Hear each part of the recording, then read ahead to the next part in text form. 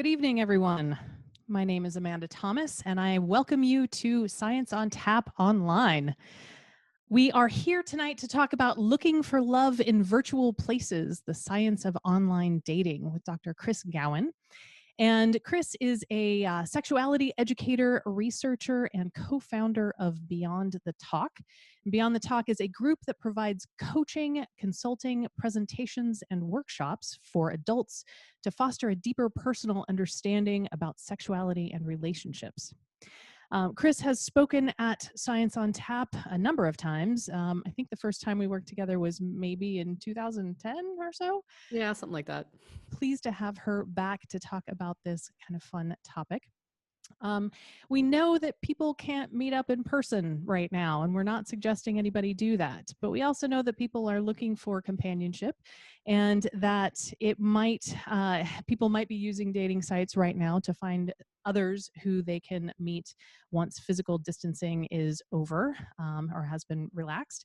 And so we wanted you to have an opportunity to learn a little bit more about how dating sites work and how they might possibly be manipulating you a little bit, and maybe some tips on how to use them wisely. And even if you're not actively dating right now or don't have any interest in that, this is still going to be a fascinating conversation on social psychology. So I hope you enjoy it. Few things about Science on Tap. If you have not been to one of our events before, we have been running monthly events in Portland and Vancouver for 7 years or more. And the goal of our events is to make science accessible to as many people as possible. We primarily target adults, and I would imagine that many of the people watching this evening are adults, though there may be some kids. But we like to have casual events held in theaters. This is the lovely Alberta Rose Theater that we hold our events in normally. And we encourage people, if they wish, to have an adult beverage of their choice. So if you haven't already grabbed one, I encourage you to do that. I have my Science on Tap pint glass right now. I will admit that this is ginger beer, not regular beer, sorry, but it is very tasty. So please enjoy your beverage of choice while you watch this evening. We will be doing Science on Tap online events every Thursday night for the next several weeks, at least through May and into June. And if you go to our Facebook page, or we'll include links for how to find out more about some of the upcoming events. So, or you can just come back and join us on Thursday nights at 7 p.m. Pacific. We will be recording, or we are recording this talk, and the talks will be available on our Facebook page on the events tab. And also we have a YouTube page where the events are posted as well. And the 3 events that we have already done are already up there if you want to take a look at those. So what you can expect this evening at Science on Tap Online, we will be getting started with the actual presentation here in a few minutes. And Kris will talk for, I don't know, around an hour, 45 minutes or so. We're a little bit loose here, but we will have time for Q&A after that. So if you have questions, please type them into the chat. If you're watching on Zoom, there's, I believe, a chat and a Q&A section. Also on Facebook, please type your questions into that. We have people monitoring those, and they will send those questions to me, and I will ask those questions of Kris at the end of the talk. And then also, Kris will be joining in the text chat on Zoom at the end of the evening. So if you wanted to ask her something, or if we missed your question during the talk, you're welcome to chat with her at that point. So what to do? Again, grab a beverage, find a comfy spot. Again, I have sort of already said this. I should fix my slides. But again, write those questions, and we want to hear from you what you're thinking and what you want to know. We will be sending out a survey at the end of the Zoom event, and I'll also posting it on the Facebook page. And we would love to get your feedback on our events, and what you think and where you're coming from. Love to get your zip code, because we map it out. It's pretty interesting to see where folks are joining us from.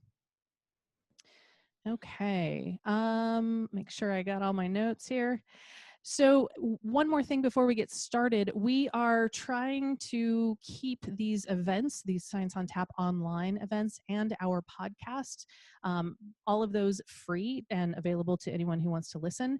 And we have been able to do that because we've gotten some very generous donations from folks who do either a single donation through our nonprofit partner Make You Think, or have joined our Patreon page. And if you want to join our Patreon, I just got these today. I don't know if you can see these cool Heart Science stickers, and also these are Science on Tap logo stickers.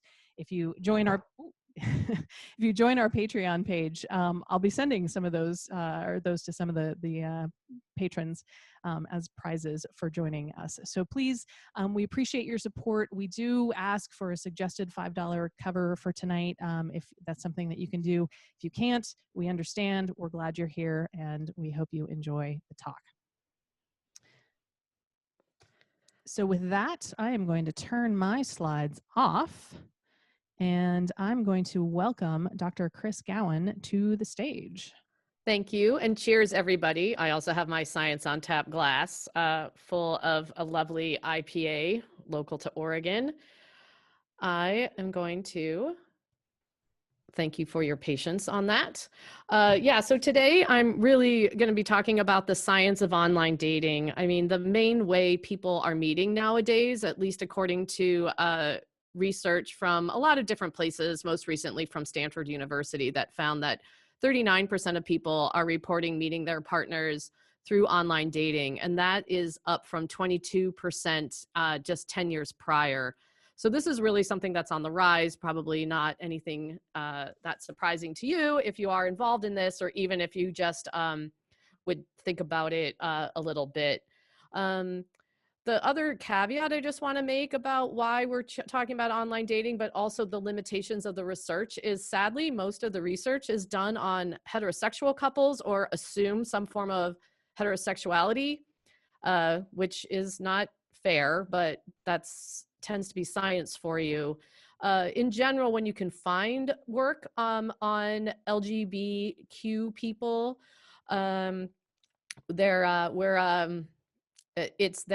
it's used more by people who don't identify as heterosexual, and there's pretty much no data on trans people at all. So that's my caveat before I start beginning today, and I'm sorry for that limitation. So really, online dating is pretty much a given for what's going on today.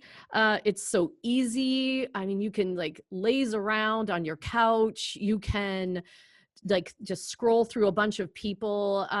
Pew Internet just late last year found that 30% of the people who responded to their survey had used online dating at some point.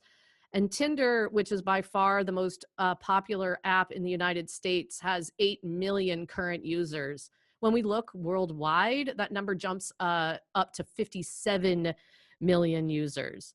And so what may make it so popular is not only this ease of use, so you can lounge around like this lovely panda in China is doing, but also it's really just, it's knowing you're not alone. I mean, hey, there's 8 million other singles out there just like me. And so you might feel that sort of sense of relief and feeling like that you're not alone, that others are looking right with you. That said, there's sort of conflicting reports on how social isolation is impacting date app usage. I've read some reports that places like Tinder and Bumble are saying we've never been more popular and people are using it more than ever before. But when you actually look at the usage rank, and this is by SimilarWeb, this is the source here, you see that right at the start of the stay-at-home orders for a lot of states, you see this sharp decline right around March 11th. And then it starts just going down from there. Now, that said, maybe in April, some people were like, oh man, okay, that was all well and good, but now I need to sort of get back in on this. It could be going up as a result of that. So again, online dating being appealing. Some of the reasons are that there are just so many options for you to choose from. So you can think about who you want to meet. based on sort of pre-screened criteria. So you have apps like Hater, which is based on what you hate, or Clown Dating, or Mouse Mingle if you really like Disney, or Farmers Only, or Christian Mingle, Our Time for Older, or if you like your weed, you got your 420 singles. Really, you've got all these options for finding people that are sort of a like mind. And we'll talk about whether that's a good idea or not. But really, there's a framework that some researchers use about why they think online dating is so appealing. And that's because it's efficient, people have control, and they have so many options. They have a lot of choice in partners that can happen. And so let's start with efficiency when we break down this framework. Efficiency of online dating, it's sort of says a few things. Like one, that it does seem to be a place where people want to use to find love. As we saw, 30% of people, according to Pew, use online dating. And other sources say that 84% of people say, not at the exclusion of other types of relationships, but that they are looking for some form of romance. But then when we look back at that Pew survey, of the 30% of people who use online dating, about 12% report a long-term relationship or marriage as a result of the app. So we may not exactly be hitting the numbers that we want to in terms of what's going on. We can break this down by the odds of online dating. So according to Tinder, Tinder states and boasts even that 1.6 billion swipes happen every day. And so if you just think about that, that's just a vast number. I can't even wrap my head around it. But of those 1.6 billion swipes per day, 26 million result in a match. And then of those 26 million every day that are matches, there are 142,857 dates. That's about that equates to about 1 million dates a week.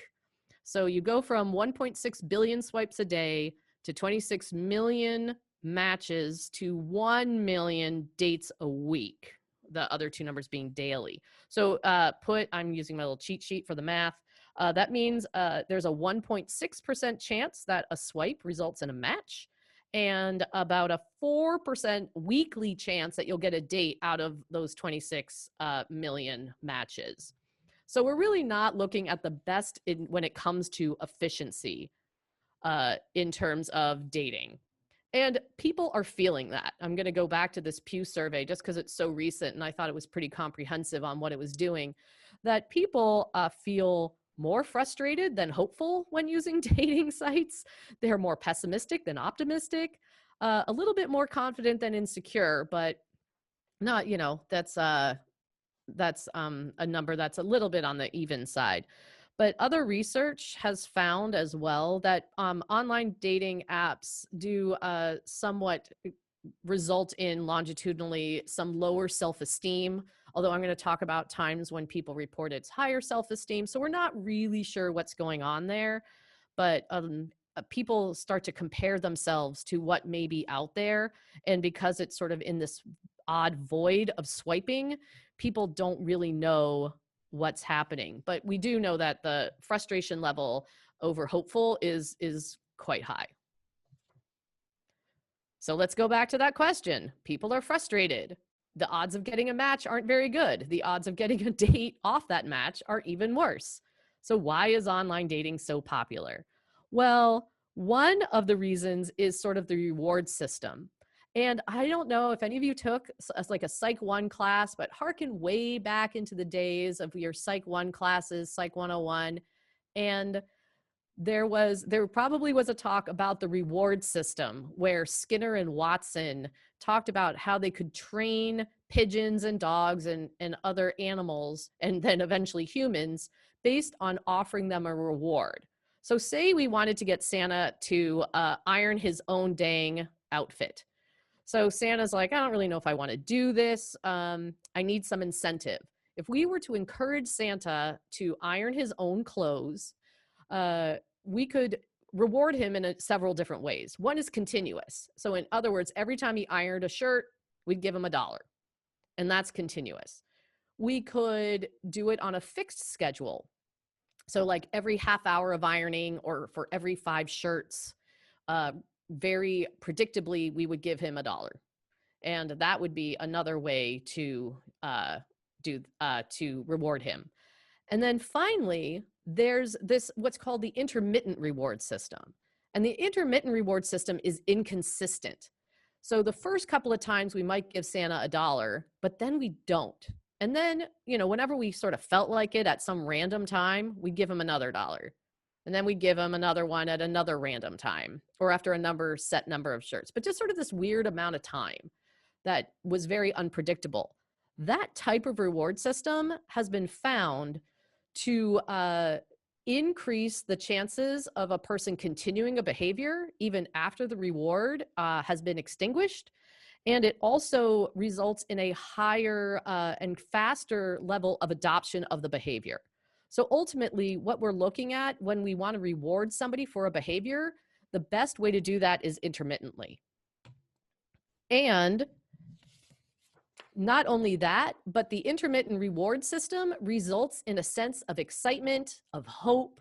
There's all these different moods associated with it. It keeps the event mentally alive, all these different things. It makes for more of a more intense and persistent feeling. And no way has this been proven more than in slot machines and gambling. When you go to a slot machine and you start putting your money in, and you pull the handle and it doesn't come up, or it comes up right away and you're like, this is the best, I'm going to keep doing this. And then it doesn't come up for a while. And you don't want to leave the slot machine, because what if it's the next one that's the winner? So slot machines really use the intermittent reward system at its finest to really lure people into its use. And to the point where gambling is highly addictive. And so gambling actually is one of the few non-substance uses that has its own addiction diagnosis, according to psychiatrists, according to the Diagnostic Statistical Manual. Well, as you could probably figure out by now, a swiping app like Tinder or Bumble or some of the other ones is really a commodified game, a lot like a slot machine, because you don't know when you're going to have a match. So you just keep swiping right, and maybe you'll get a match, to the point where that match itself might be the reward. So you're like, woohoo, I got a match. And then you don't need to do anything else. You just sort of get that. And anecdotally, I've really heard that a lot of people say the match is the satisfying component of being on an online dating app, as opposed to actually meeting somebody. And this kind of comes up actually in other research. It plays out. So when people are surveyed and asked what their favorite thing is about online dating and why do they use online dating, the thing that comes up is not to find a partner, it's the entertainment value. So they talk about the ease and the excitement of the dating app itself is what motivates them to use this app. And then second was this idea that maybe they can get a sense of validation and self-worth. Now, in earlier research, or just other research, that could potentially backfire. So instead of feeling validated or self-worth, you might get the other thing happening, and a decrease in self-esteem if you don't get the matches. But the idea that you might get some form of validation will also keep people going. And then also, the sort of odd thing is that there's been a couple of studies that have shown that intimacy was not a big motivator for using these apps.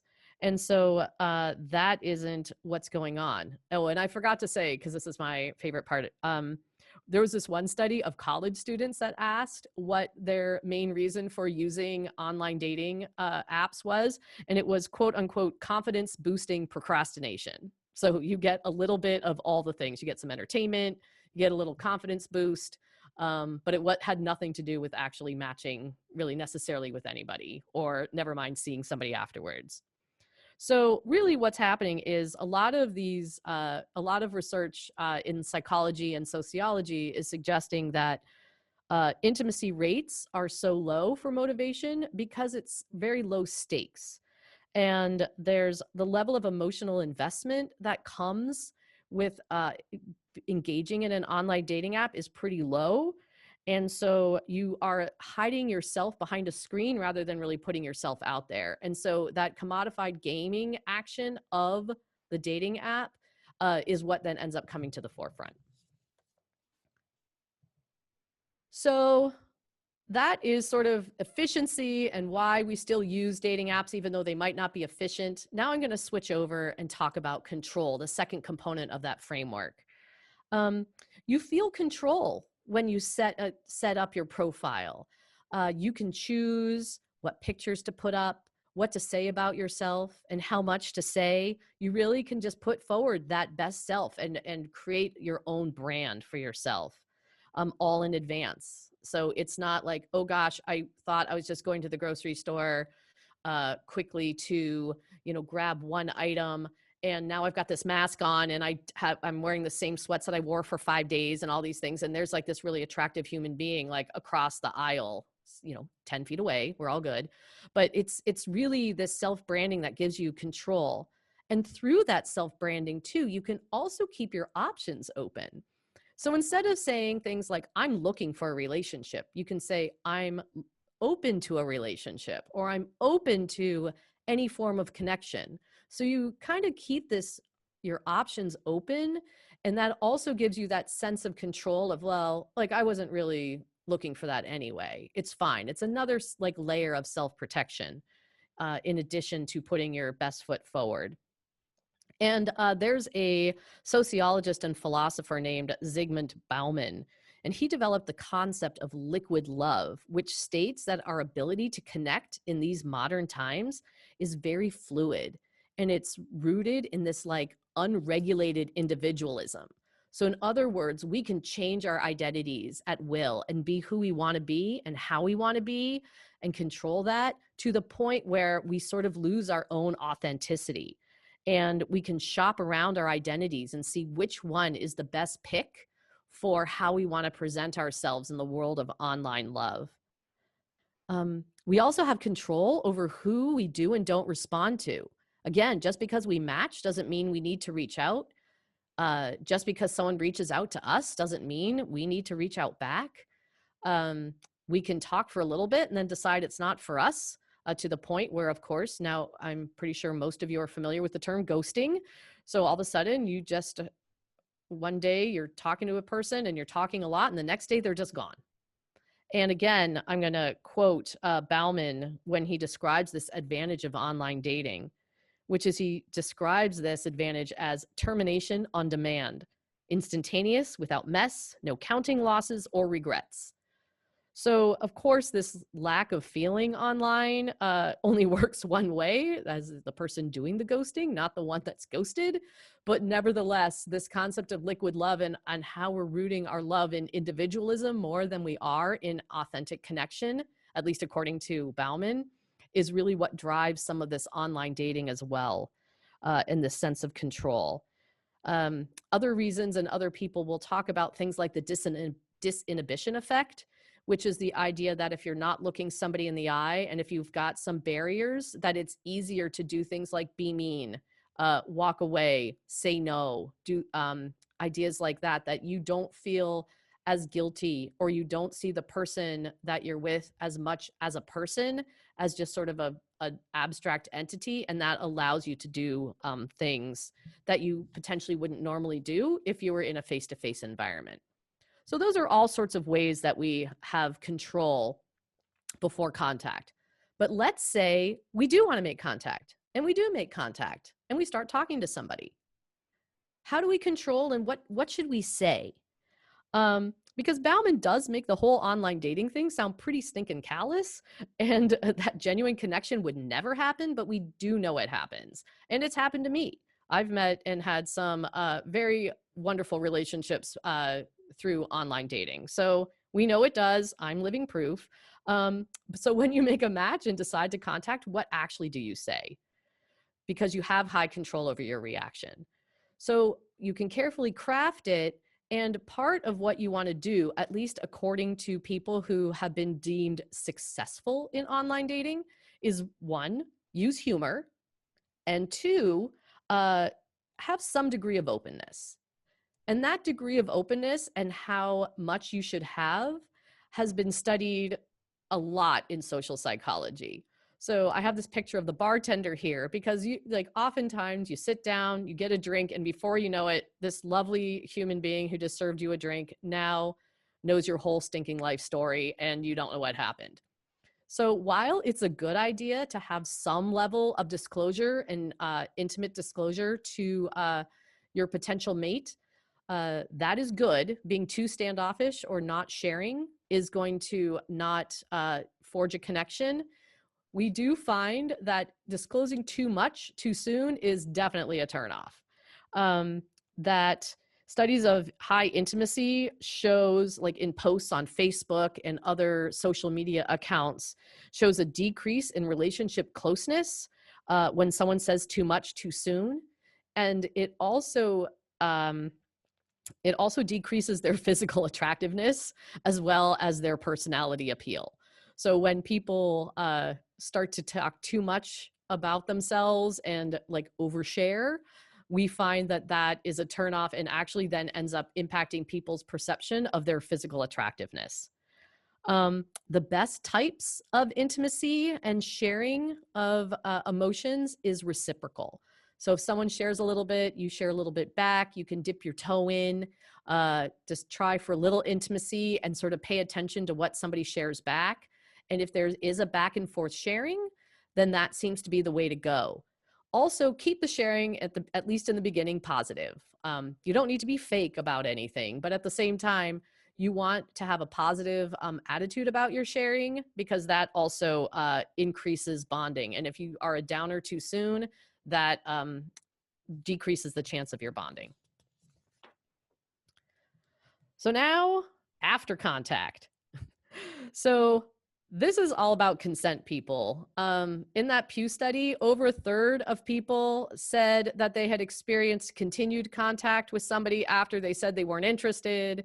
And a third of people were sent a sexually explicit photo when they didn't ask for it. So this is over a third of people had responded. Women definitely responded higher rates than men, although the differences weren't that big.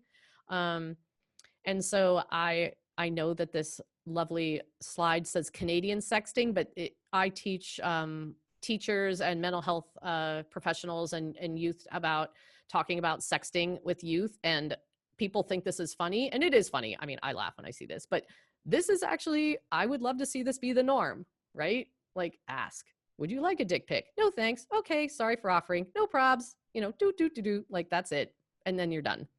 So really looking at how we control, but we don't have perfect control, but there is a lot of control that we can do during it, and that's what makes it appealing. So finally, I want to talk about choice. Dating apps provide us with so many options, and at first glance, it would seem that more options is better. After all, like we have so many fish in the sea, so many people to choose from. There must be this perfect person out there for us with so many to choose from. However, research shows that a lot of choice does not equal a better chance of success in actually choosing. In fact, too many choices works against us. So you may have heard of this before as decision fatigue, or the paradox of choice, or option paralysis, or FOBO, the fear of a better option. All those things come into play, and we really didn't understand this very well until about 2000. And I'm going to read a little bit here about a study that was done by Sheena Iyengar and Mark Lepper. They conducted an experiment in a grocery store where back in the day where we could do little tastings, they set up a booth with 24 gourmet jams and people could sample them. And to encourage purchasing, they offered people a $1 coupon off of jam if they bought one. So they did that and they had their 24 jams and people came by, tasted them, took the coupons, and then they recorded how many people bought them.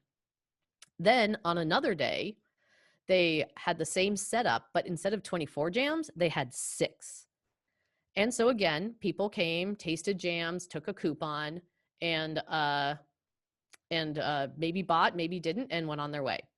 And what they found was that those people who, the 24 jams attracted more people. So more people came to the table when there was more to choose from.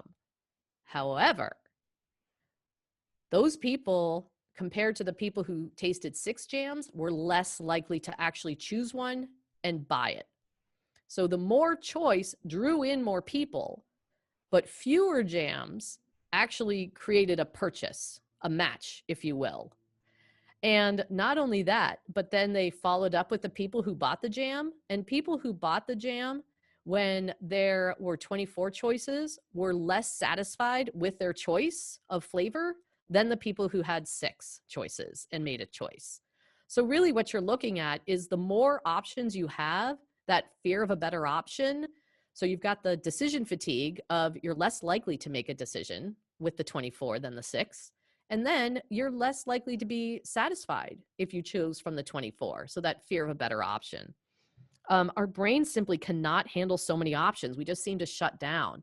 And they've done this study not just with jam, but with beer, and even people looking for employment and choosing a job ultimately. When they have multiple jobs to choose from, the fewer options they have, the more satisfied they are with the job that they chose.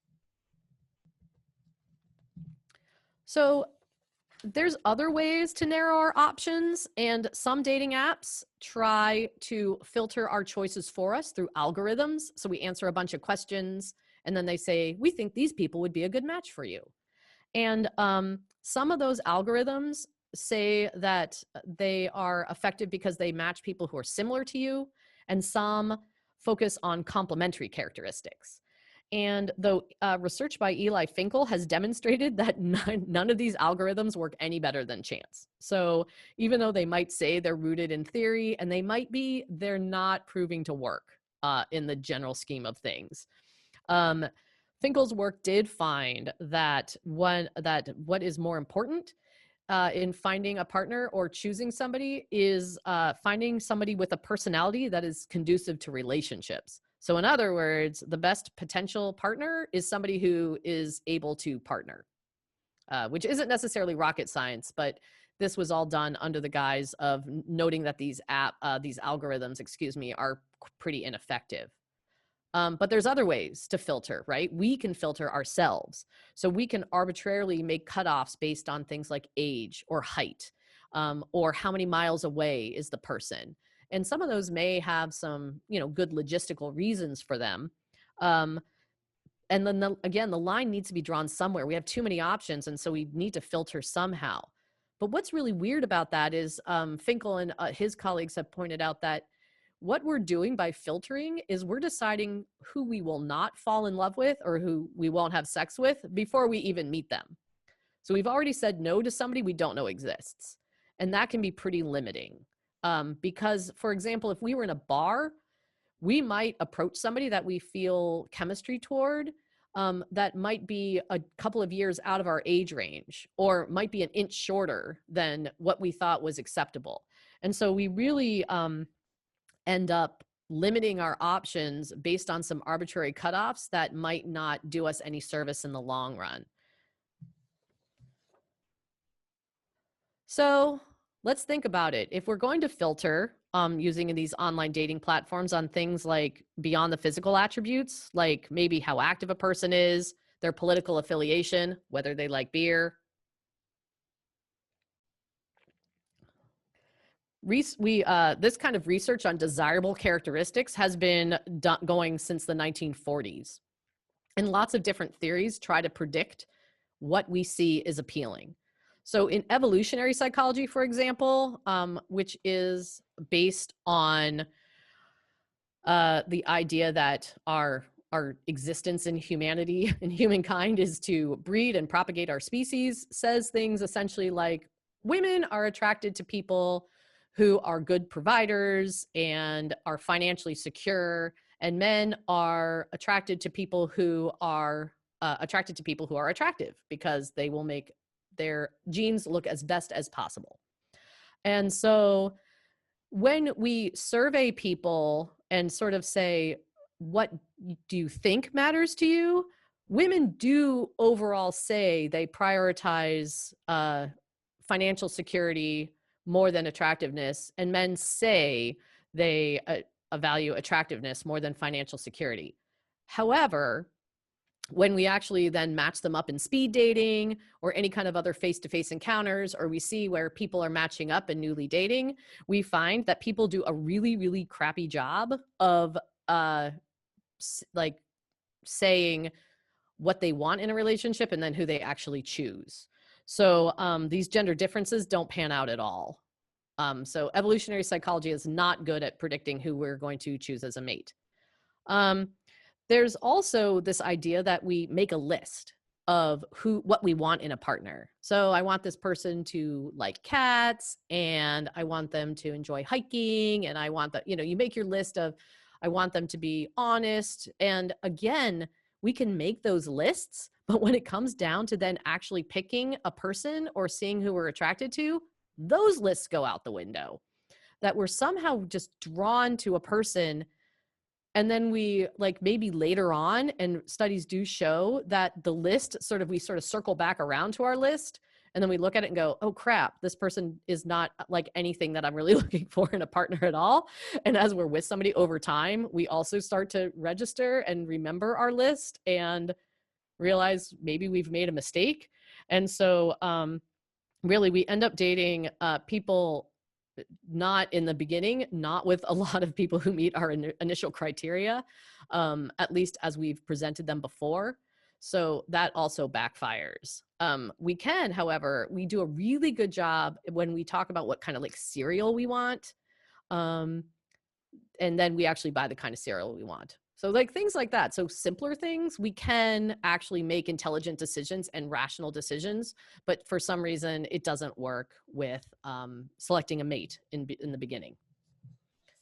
And one of those reasons, that's another theory about how we sort of look for somebody in a relationship, at least in the beginning, is mate value versus unique value. And so a person's mate value is sort of based on your consensus, general population consensus of what is a thumbs up or an appealing feature. So in general, the mate value of ice cream is more than liver. Because when people say, well, what would you prefer? Would you rather have ice cream or liver? Most people are going to say ice cream. And this is, so people like Beyonce or John Legend, they're going to have high mate value. Because when you see them at first glance, they're gorgeous, they have charisma, and they are successful. And those are all things that have very high mate value characteristics. However, research shows that a more important type of value is your unique value if you're looking for long-term relationships. So first impressions, you're looking at mate value. And that makes a lot of sense. We see somebody, we're like, ooh, and then you kind of gravitate towards them. But it's this unique value. So let's, which is sort of the degree to which somebody rates a specific person based on a unique characteristic that they find appealing, or the other way around. So let's take Neil. So Neil is about a 6 on a scale of 1 to 10. But he's a super hardcore sci-fi Star Trek guy. Now, one person might see Neil's obscure references and allusions to the original Star Trek as really a turnoff. So instead of Neil being a 6, that person goes down, that person rates Neil now as a 3. Another person might be so enamored with his knowledge of the series and how it relates to other sci-fi genres and goes through all that. And all of a sudden Neil becomes a 9. And that's because Neil's unique value to the first person was low and to the second person was pretty high. And so we really look at this unique value as what actually predicts success in a longer term relationship. We ultimately find that while beauty may not be in the eye of the beholder in the beginning, as the axiom goes, because it highlights mate value, highlights that superficial, those superficial characteristics and things, that as we date somebody longer or get to know somebody better, that what we ultimately see as beauty does indeed become in the eye of the beholder, because we start to see and get to highlight those unique values that make two people click together. And again, when we look at these online dating apps, we are very drawn to the mate value of somebody over possibly their unique value. And this gets exacerbated because how options are presented to us impact how we choose. I mean, we already saw that too many options, like the jams, is a bad thing. And that we should really consider looking at a profile in depth to see if we can draw out that unique value that might be a good like synergy with us. So maybe we should just look at profiles one at a time, right? No, we shouldn't. People choose differently when they see one person at a time to choose either yes or no versus whether we choose something when we are presented with a side-by-side comparison. And this is what is called in the psychological literature and the evaluation hypothesis as joint evaluation versus separate evaluation. So in separate evaluation, we see options one at a time. In joint evaluations, we see several options at once, but really when they say several here, it's really like 2 to 4, maybe 5, right? We don't want to go over that 6 jam issue going on. Because research has found that the lack of comparison information, so in that separate evaluation situation, causes people to make a decision based more on intuition, emotion, your gut, and also things like stereotypes and assumptions. Whereas in joint evaluation, we can see like alternatives and we can kind of weigh options back and forth and things like that, and we make better complex decisions. So we can reason through it, rationalize, we focus more on individual attributes, and we end up making a different choice depending on how we are presented with things. So I'm going to give you an example. Okay, it's time to vote. I got my ballot in the mail today. Hopefully you all did too. Those of you in Oregon, maybe you've already voted, at least in your primary. But here are 2 candidates. So we've got candidate 1, who has a plan to create 5,000 jobs, like a good, solid plan. But their past, they were convicted of a misdemeanor. So not the greatest thing. Candidate 2 has a plan to create 1,000 jobs, but has no criminal record. So when in studies that have been done, in controlled studies, when these candidates were made in separate evaluations, so they saw each one at a time, when people did, they were more likely to and more keen on candidate 2, because the complexity of the jobs, the number of jobs is really difficult. Criminal record, it's kind of obvious, right? Like criminal record, no, not the greatest attribute in a person, although what politician doesn't have a criminal record these days? But you know, you've got your criminal record, no criminal record, and 1,000 jobs. So that sounds pretty good. I'll say yes to that person. But then you see this other person, and it's not a felony, it's not hardcore, it's a misdemeanor, but 5,000 jobs. Oh, now I have a basis for comparison. It's a more complicated issue. Maybe I can forgive that misdemeanor from a while back. So when you see them side by side, more people actually end up voting for candidate 1 because of the complicated, complex issue of the jobs then shines above the easy assessment of criminal record or no. So we do have this difficult to evaluate component of job increase as being a thing to assess in joint evaluation better than separate evaluation. So now let's put this into play with the dating app. So here's an example. You are an avid karaoke fan looking for a partner. You see an extremely attractive person on Tinder who notes, I sung in a band once. Now you, in separate evaluation mode, which is what Tinder gives you, you're going to give that a thumbs up like this gentleman over here, and you're going to swipe right. Because you're going to weigh the attractiveness over that singing passion. But now let's think about it like this guy's doing here. If you were able to see 2 people at once, the extremely attractive person who notes that they've sung in a band once, and a somewhat attractive person who notes, I love karaoke. I go to every Friday. I love to sing Queen and Bruno Mars. Now, assuming you like Queen and Bruno Mars, you're going to be more likely to choose that somewhat attractive person, because your joint evaluation skills are going to kick in and say, well, that person's super hot, but oh my gosh, the idea of like finding a person that I could sing karaoke with, who likes songs that I like and everything, like that just will increase their appeal to you in that unique value sort of way. So really what it comes down to is the swiping method in dating apps is not conducive to supporting smart, complex decision-making that a person would possibly want when they're looking for an actual relationship, as opposed to like a hookup. So that kind of concludes the model of our choice, efficiency, and control. There was a lot in there, and I know I threw a few tips in there for a little bit at first. But really what it comes down to is, what are the best practices to beat the odds? If I'm concluding that apps, especially the swiping kind, aren't designed for us to meet, they're not efficient, and they really don't help us choose an ideal partner, they go against like all the things that we really thought were what we wanted. And these apps are really just designed to keep people using them. So unless we're conscious of these problems and work around them, it's not going to work for us. So how can we maybe beat the system?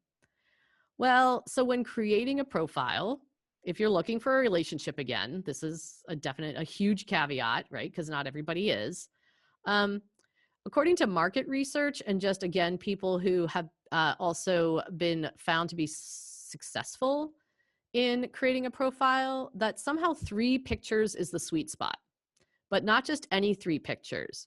The pictures, first of all, need to be in focus. So for those of you who put in that really weird, blurry close-up picture, don't do that. It's not very effective. Also, a big no-no, according to the research, is any kind of professional posed headshot. So whether it's your work headshot or, I don't know, I mean, maybe it's funny if it's your senior prom picture, but you know, for the most part, not those posed phaco ones. Do that. Have 3 pictures that also disclose something about you in them, but make sure you can see your face. Other turnoffs include, again, for long-term relationships, any form of nudity or other doctoring, or doctoring of the pictures, like cat ears. Don't put cat ears on your picture. Those kinds of things. The other thing is, have a brief bio. Remember that concept of sort of intimacy and how much to share. You don't want to share too much, but at the same time, you want to have a brief bio. People who are looking for longer term relationships on online dating have a bio more than people who aren't. And people who are looking more for relationships are more likely to respond to a profile that has a bio. And what I found sort of interesting is that 30% of men don't even post a bio at all. So those men, and given, I don't know if you were there for the pre-show, but for those who are in heterosexual seeking mode, men by far outweigh women in terms of how many are on a profile. So if men who are looking for women out there, if you want to increase your odds, definitely have a picture, 3 pictures, not headshots, not blurry. Oh, don't also have other people in the picture. That's also annoying, according to the general surveys. And then please post a bio. So those are the things you can do, everybody. And the other thing is, be honest. I love that they have research on this. Studies show that if you are not honest in your profile and then you meet face-to-face, people don't like that. Go figure. So be honest in your profiles. So they have shown studies that when after having a first date with somebody who wasn't honest on their profile, people will rate that person as less attractive, have a worse personality, and it immensely decreases the chance of that second date. So when swiping right and choosing or replying to people and things, you should set criteria. Keep that, like, tape your dang list like to your computer, or, you know, staple it to your arm. I don't know. Just have it there, because you're going to want to look at that and set your criteria beyond the physical. Because remember, Tinder and Bumble and other swiping apps don't really help you because they're requiring you to use separate evaluation skills, which is going to make your brain naturally gravitate towards mate value over unique value. It's going to make you forget your list. It's going to make you assess people over the simple, not the complicated. So have that list near you and try to look beyond the physical. I don't want to say physical is not important. It is. You have to have a physical attraction with somebody that you're going to have a romantic and sexual relationship with. But again, as that unique value grows, so does their attractiveness and appeal.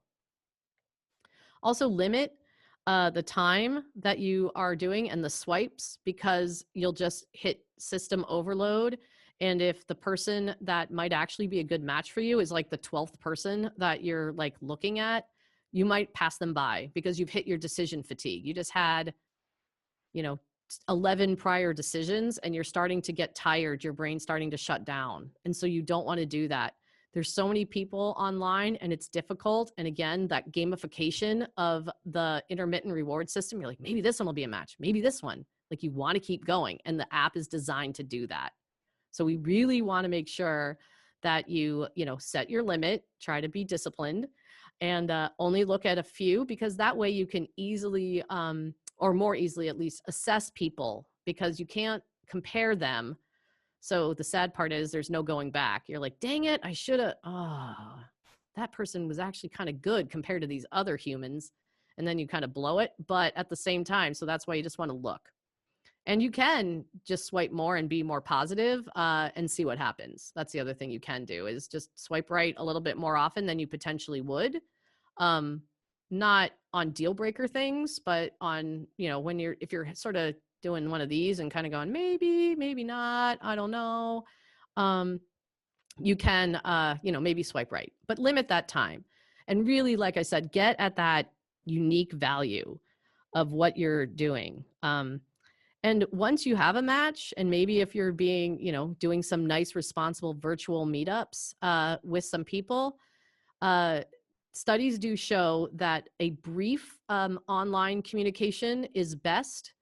So it's better than, hi, want a video chat? Sure. Like that's not the way to do it. You want like a tiny bit of back and forth to just gauge whether there's any kind of conversational chemistry, but then you want to get into that virtual chat room quickly.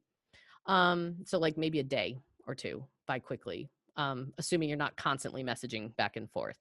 And then ideas for meeting virtually, again, are things to maybe get at that unique value. So conversation is fine, but having an activity around it so you can see how people are interacting and reacting with certain things. So for example, there's a lot of places where you can play online card games. So you can play a card game together, or a video game, or do something like that. You can take virtual tours through a museum together, because a lot of museums are opening their doors, or other places like parks are having cameras around and allowing you to take virtual tours. Take a virtual tour of a house. I don't know, like real estate stuff, and be like, that's cool. Or, oh my God, look at that wallpaper. That's crazy. I mean, just try something like that.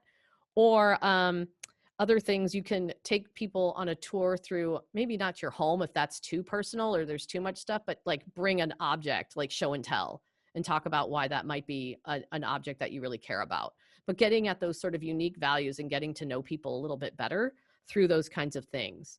Because really, in the end, there's not just following the science, but of course, also your heart. And I'm going to take a couple minutes and actually talk to you about what possibly is next in online dating. I've seen a little bit of apps and things, and I didn't get a chance to try it because, haha, I didn't have the time. But speed dating seems to be something that we're trying to do virtually now. I'd be interested if anyone's tried online virtual speed dating yet out there. But that seems to be a really good way to connect. And one of the reasons too is that the sort of what's possibly next in online dating. Now, they've been sort of threatening this for a couple of years. I have a feeling this would be very expensive to implement, which is why they're not doing it. But there's a researcher named John Gottman. And John Gottman has been able to, by looking at a conversation with two people as they try to resolve a conflict, he will watch a video, and his students and people that they will predict with 90% accuracy which couples will divorce.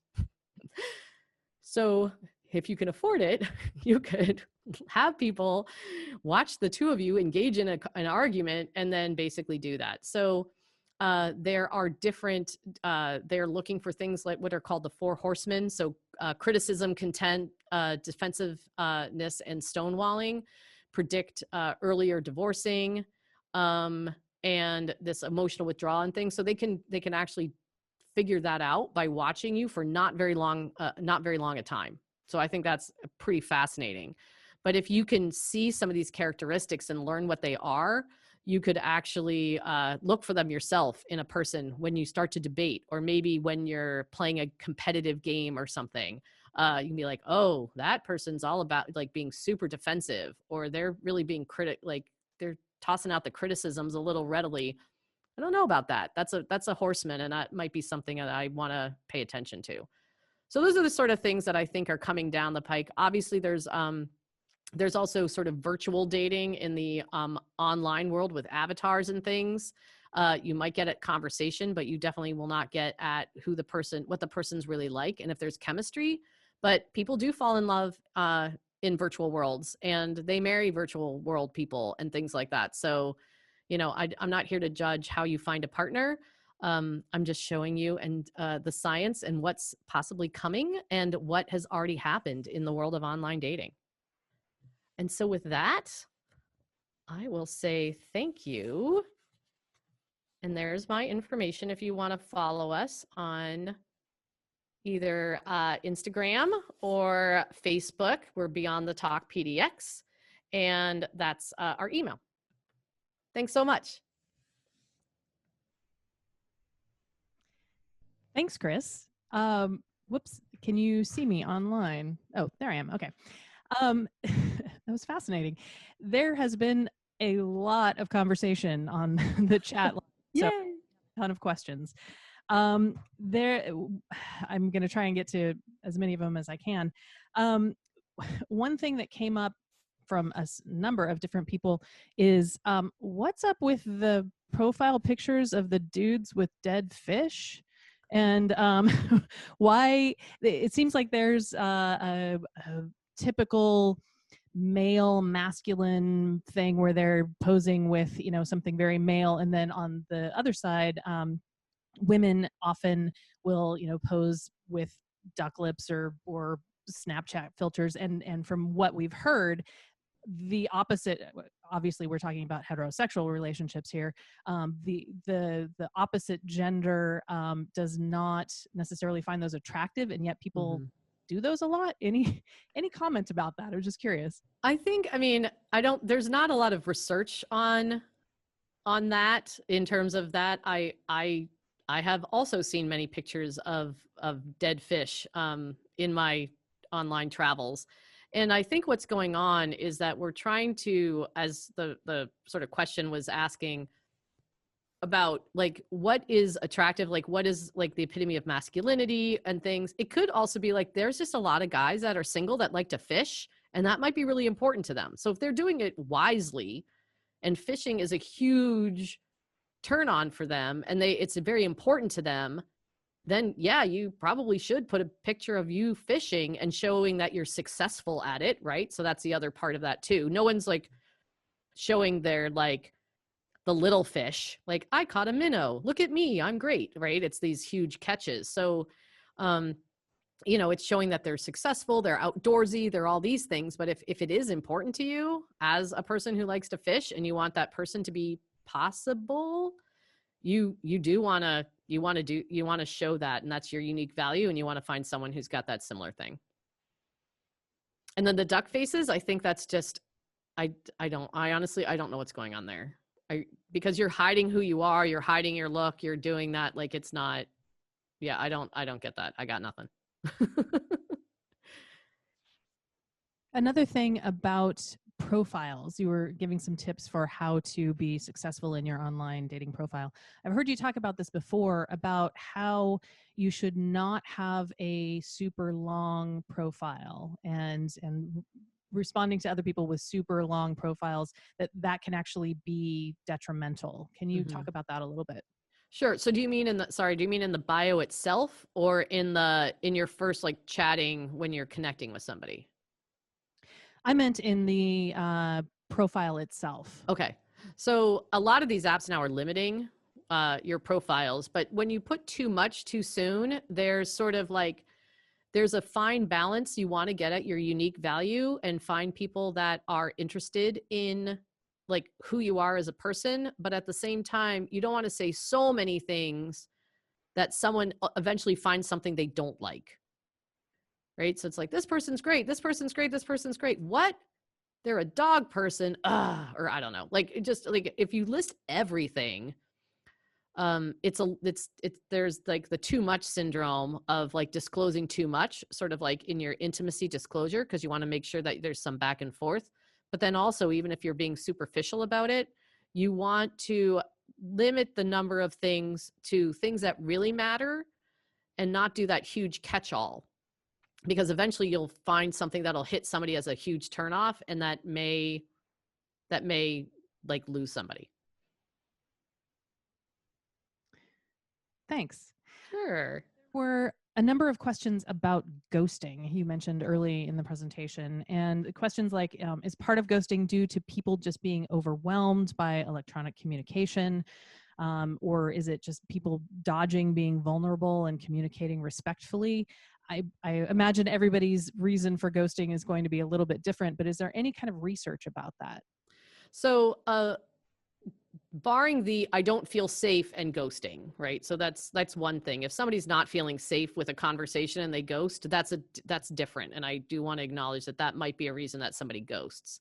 um the other reason really does seem to be this sort of building up of the disinhibition effect, where we can just kind of, when we don't see people as entities as much, and we uh there's sort of mixed evidence as to whether we're getting worse at communicating because of all the online um online communication, and we're used to it and things like that. So there's that sort of, the disinhibition effect is coming into play. And I haven't seen, but I'd be interested in looking. There's not, research is slow, right? So it takes on average 7 to 9 years for like a study to come out and then actually get published. And so by then you're reading things like, oh, we looked at people on like MySpace. I don't know, like you'll listen and you're like, oh, that's great and charming. So it's difficult to know whether it's the overwhelm. Like when people say they ghosted me, was it I haven't heard from them in 2 hours? Or was it, like, has it been 3 days? Like, did they really ghost? Or are we just so used to immediate communication that it's there? I mean, ghosting happens, and I think a lot of that has to do with the disinhibition effect and losing those communication skills a little bit. You mentioned at the beginning of your answer the idea of ghosting as a potential safety issue. Yeah. And a couple of people commented that they appreciated that. And there's another question that happened earlier about that. Like, what about if people have specific negative dating experiences in their past, some sort of a trauma? Is online dating a good way for them to take control of the situation, or is it not? Or is there any kind of research on something like that? I have not seen anything specifically on that. I've barely seen anything, to be honest, on my colleague at Beyond the Talk is a big attachment theorist. And so, we were talking about this presentation. She's like, what about attachment style in online dating? And there's so little there that I haven't seen anything about people who have survived trauma and how that might be good or bad. I could see it going both ways, but there hasn't been any research that I've seen. Fair. I know you've spoken at some length in the past with me and other people about how the research takes a long time, which you were just talking about. But a couple questions about specific maybe not specific sites, but are paid apps better than free apps, or is there any kind of information on that? And kind of tied in with that, is there any information on, do things change with the age of the person who is responding or putting a profile on? So taking the first part, some of the paid sites allow you to do that joint evaluation, so you can see several profiles at once, especially if you're using like your computer as opposed to your phone. And so on one hand, that's better because then you can kind of look. Also, you can sort of see where, and this isn't necessarily drawing from online dating, but we do know that if people pay for something, they tend to take it a little bit more seriously. So we know from that. So that would sort of say those are good. The thing is, a lot of those paid sites rely on those algorithms that have been shown by Finkel and his colleagues to be completely ineffective. So when you look at I don't think they've taken like the holistic approach, but when they did look at those, like sites that use algorithms and whether they're better at matching people, those studies have found that they're no better than just chance, like, just showing you a bunch of random people and seeing if you are attracted to any of them. And the age question? Oh yeah, the age. So people who are older tend to be more likely to look for relationships.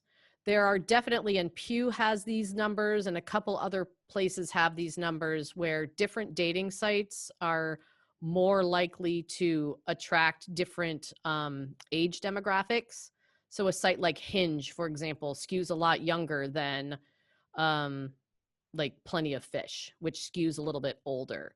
And so it's, you can Google these kinds of statistics if you're of a certain age group and you're like, well, which site should I try? If you're not trying for the mouse mingle or the hater or the clown mating or whatever, you can try to look to see which site is best for your age group. And older people will tend to write a little bit more. So those are data that I've seen. I don't, does that answer the question, or was there more to it than that? And then there's sites like Our Time and stuff like that, which are for older, like specifically for older people. No, that's good. Okay. Had a couple questions about if there are any particular sites that you like specifically. No. Because I know it's really funny, because I now it's, now that I this is one of those classic cases of where, oh great, now I know too much, right? Like, and so you can see all the flaws and you can pick them apart. I've used several. I haven't revisited a lot of them since they changed their format. So a lot of these sites like are following Tinder, not surprisingly. Tinder's such a huge success that that a lot of these are mimicking the swipe. And now that I know swiping is such a bad way to really assess partners, I'm definitely less enchanted with some of them. I mean, I appreciate that Bumble in heterosexual encounters, like, maybe puts women more in control. That might be good. And it just depends on what a person is looking for. So it's really difficult to say like this site's better, because it's like, I don't know who you are and I don't know what you want. So that kind of thing. So it's a challenge. But I recommend people looking and trying a bunch of them and seeing which ones fit them the most, because they do work differently. I would imagine that this question would be a little bit hard to tease out, but there's been a couple of questions or comments around this. So I'm going to throw it out there, and the answer is no. Is there any kind of information? So if, let's say I'm looking online and I find somebody who I'm only sort of attracted to, but I message them anyway, and turns out that they're a wonderful person online, but they just, can't spell or something, but that's okay, because that's not an issue that I have with people, even though it might be slightly annoying in a profile. Is there any information about, like, if you find somebody who their profile isn't great, but you meet them in person and they are great, and you match with them in real life. One of the comments from actually a friend who's watching was saying that, I've been dating or online for 10 years and then met somebody in real life at a friend's party who we would not have made a good match on OkCupid, but we've been together for 5 years. So is there anything around that? I have the reverse. So back to Finkel and his colleagues, they do a lot of online dating research. And I think a couple other people did this. They did the opposite, where they tossed people's actual spouses into the matching algorithms and things like that and stuff. And their spouses didn't come up. so so so it was adding to the proof that these algorithms are not very effective. So they found people who were happily married, and the people answered the question. So they had the married couple put their answer the questions, and then feed the algorithm fed them their matches, and their spouse did too, and their spouse was not there was the vast majority of the time their spouse did not come up. I can so so you fill out the questionnaire and you're like great, and then your spouse isn't in the among the good matches, even though you've been happily together for decades. I can see that happening. Question, somebody was mentioning, you said something about the speed dating, and I know that you said you didn't actually do it, but they were curious about it and they said it sounded fun and terrifying. Can you talk a little bit? So my understanding is, there was one that was just starting in New York, and I think it was part of Coffee Meets Bagel, which before was encouraging people to do coffee dates, and they would sort of they had an online component, and then they were doing the coffee thing, and in New York bagel, yum. So what they were trying to do, and what I could see from what I was looking, and I just literally Googled best speed dating apps, and some of them then came up, and I'm like, that's not speed dating. You're lying.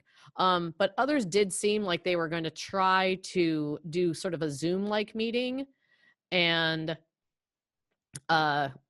just switch people around to chat with them quickly. And I honestly think the more I'm looking into these things, I think speed dating might be the best sort of connection way. And I'm glancing at the at the chat. So what and somebody said that one of their speed dating places in Portland did move to online. So I could see that working with breakout rooms and just switching people around and things like that. I'm going to do just a couple more questions, and I want to remind those of you who are still in the chat that Kris will be joining the chat on text here in a few minutes. But had a couple questions about if you could talk a little bit more about John Gottman and his research. Sure.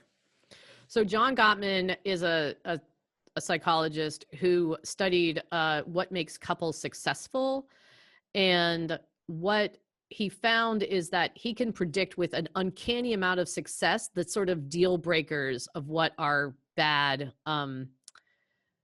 things to see in a relationship. And they're not that surprising when you think of it, but it's if you criticize your partner a lot, if you're very defensive, I'm missing one. And then if you stonewall, so if you just refuse to talk about things and you just sort of put the Heisman hand out and are nope, not gonna talk about it, and never talk about it. And then I'm criticism, shoot.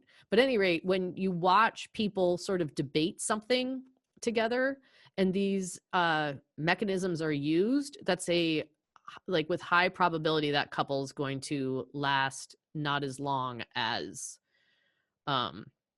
couples who don't criticize each other. And that's not to say you can't say, hey, I noticed you haven't taken out the trash in a little while. It's not that kind of stuff. It's why do you always, you never take out the trash? Why do you always say that? Right? Those are kinds of the things. Or you get when somebody approaches you with an issue and the person immediately gets jolts back and gets defensive on it, instead of saying, oh, gosh, I didn't realize why I did that. Like, can you tell me more or something like that? So, oh, yes, thank you. Someone just put up belittling. So, in addition to that, so like belittling a person, and then, not, and like never being willing to revisit the conversation. In conflict, if somebody, you're not in a good space for the conflict, saying like, I would love to talk to you about this on another time, or I need a break, or I need something, is, that's okay. But never coming back to it and just refusing always to get into the hard stuff, that's another sign that a couple's not going to make it. Thanks. Sure. Do you have any recommendations, and you may not, but do you have any recommendations for if you are wanting to start a conversation with somebody, what's a good first question?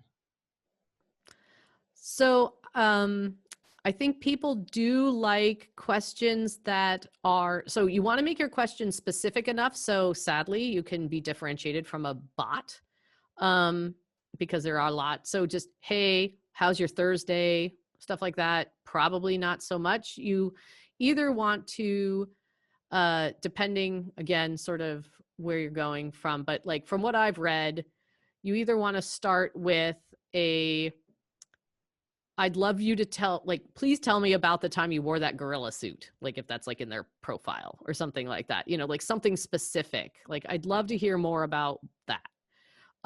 Or you can ask them like, who would you rather go out to dinner with? I don't know, Barack Obama or Quentin Tarantino? Why? Like just sort of like throw them out a question like that.